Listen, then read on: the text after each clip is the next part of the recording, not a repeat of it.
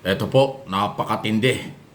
Inilabas na ng chairman ng Committee on Appropriation, Saldico, ng Ako Bicol Party List, chairman ng komite na gumagawa at nag-aaproba ng national budget ng ating gobyerno. Yung kanilang galit, sama ng loob sa asal at ginagawa ni Vice President Sara Duterte sa pag-iinsulto sa Kongreso dahil sa kanyang hinihinging budget.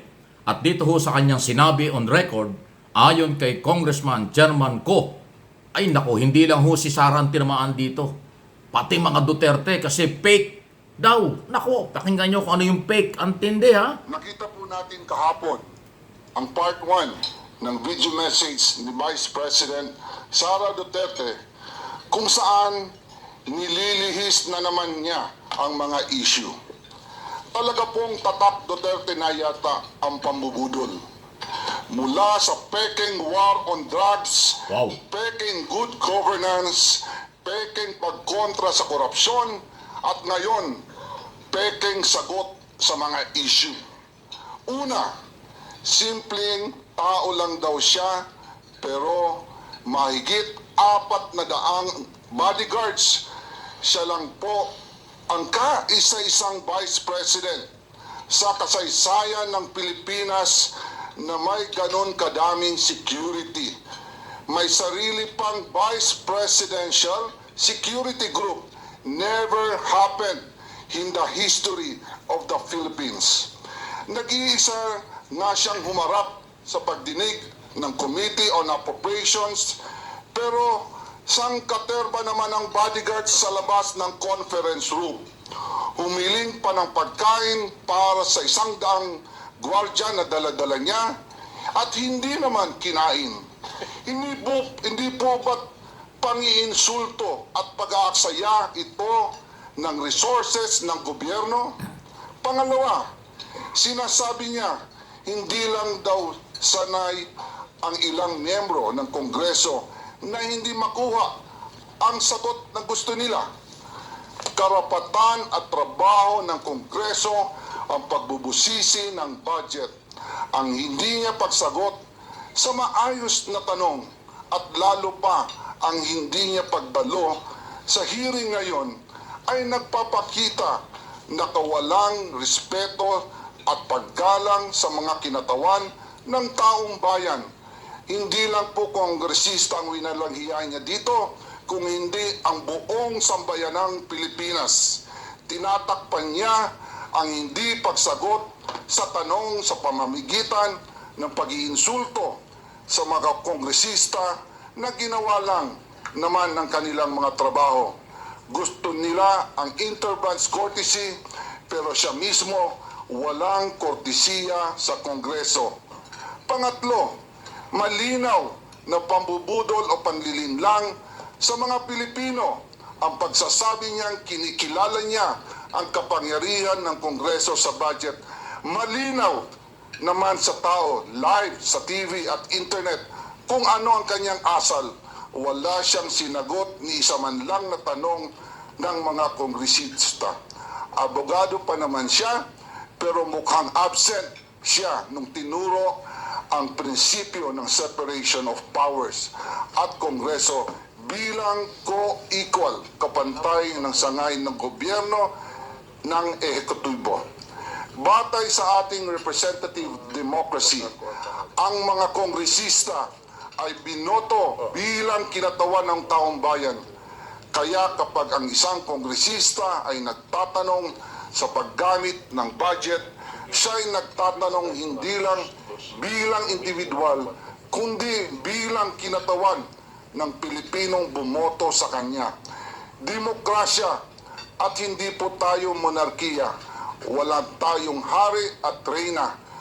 Sunset na po ang dating administrasyon.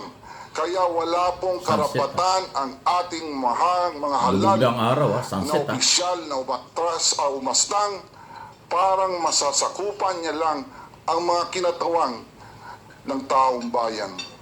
Pang-apat, paulit-ulit niyang sinasabi, I will defer to the wisdom of Congress. Pero hindi naman po ito totoo. Kasi kung totoo ito, sasagutin niya mga tanong ng mga mambabatas, lalo na sa issue ng confidential funds. Naalala ko last year, kinausap namin si BP Sara at ang kanyang mga trusted aides tungkol sa 2024 budget. Sinabi niya noong, ituloy niyo yan, meaning yung confidential funds, dahil kaya niya daw ito i-justify. Mabuti na lang at hindi namin itinuloy. Kung hindi, magsisisi kami dahil ang pondo ng taong bayan ang pinag-uusapan dito at tandaan, COA at hindi Kongreso ang nagsasabing mali ang paggamit ng 73 million sa 125 million confidential funds na ginamit lang sa loob ng 11 days. Talo pa po dito ang pondo ng Napoles Fund na gamit ng 60 days. Ito po, 11 days lang. And ngayon, bibigyan pa ba natin siya ng 2 billion Wow. na pang gagastos daw sa mahihirap? Ibigay po natin to sa tamang ahensya. Huwag po nating ayahan na waldasin na naman ang kahit isong sintimo na dapat nating bantayan. Politika daw ang dahilan ng umano'y panggigipit sa kanya ng Kongreso. Nanonood kaya siya ng budget hearings? Nakikita niya kaya kung gaano kahaba at katagal ang pandinig at mga questions and answers na kinakaharap ng iba't ibang ahensya ng pamahalaan para i-justify ang kanilang budget? Why should the OBP be any different? Especially napakagaling magwaldas, maglakwatsa at mangurakot. Malinaw, diversionary tactic ang video message ni BP Sara. Tulad ng tatay niya, gusto niyang ilihis ang usapin sa tunay ng isyong kinakaharap niya. Ayaw niya kasing magpaliwanag. 125 million confidential funds spent in 11 days at nagsabi mismo ang COA na mali ang paggastos nito. Kung bakit kulelat ang mga batang Pilipino sa math and science Matindi. sa ilalim ng panunungkulan niya bilang DepEd Secretary. Kung bakit sirang gatas, may insekto at inaamag na Nutriban ang pinamimigay sa mga mag-aaral. Kung bakit malala ang korupsyon sa DepEd at palpak ang kanyang panunungkulan dahil tamad at hindi siya pumapasok kahit minsan Nako. sa Department of Education.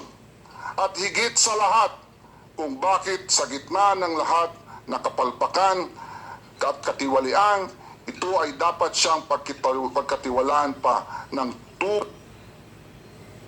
2025. Briefing suspended. Naku, tindi ho. Napakinggan nyo. Wow. Wow, wow. Ang tindi po ng sinabi ni Congressman Saldico, Chairman ng Committee on Appropriation. Hindi na nakatiis. Binanata niya ang mga Duterte. Mga peke raw ang mga ginagawa ng mga Duterte. Hindi lang ang Vice President. At hindi daw pumapasok ng Department of Education. Winawaldas lang daw ang pera. Kaya hindi na daw dapat ibigay yung 2 bilyon na hinihingi. Ibibigay na daw yan sa ibang departamento at ahensya ng gobyerno. Ayan na. Ito na po ang epekto ng mataas na pride o walang respeto ni Vice President Sara Duterte. Tagilid na po ang kanyang budget dahil nagsalita na. Chairman po yan. Hindi ho pangkaraniwang congressman. Chairman ng Committee on Appropriation. Meron niyang authority na tanggalan ng budget ang Office of the Vice President. Meron niyang authority na i-realign ang budget ng Office of the Vice President. Naku, grabe. Nagpunta pala sa Kongreso nung unang hearing, 100 ang bodyguard, humingi ng pagkain. Tapos nung binigay, hindi pa kinain. Pagsasayang lang. My goodness, ang tindi po. Naku, hindi rin natin nakalain. Nung araw, tatahimik na congressman yan. Pero yan po ay number 1 party list. Ako, Bicol party list ng Kongreso ngayon. Nagalit na, napiko na rin siguro. Hindi na nakatiis sa style at pagtrato ni Vice President sa mga kongresista. Dahil hindi nga dumalo sa pangalawang araw ng hearing ni janitor or messenger ng Office of the Vice President, hindi dumating kahit sino. Grabe ha, away na po ito. Abangan ninyo. away ito ng malaking pangalan. Malaking pangalan yung Saldico. Malaking negosyante po yan para sa inyong kaalaman. Nako, hindi biro yan labanang yan.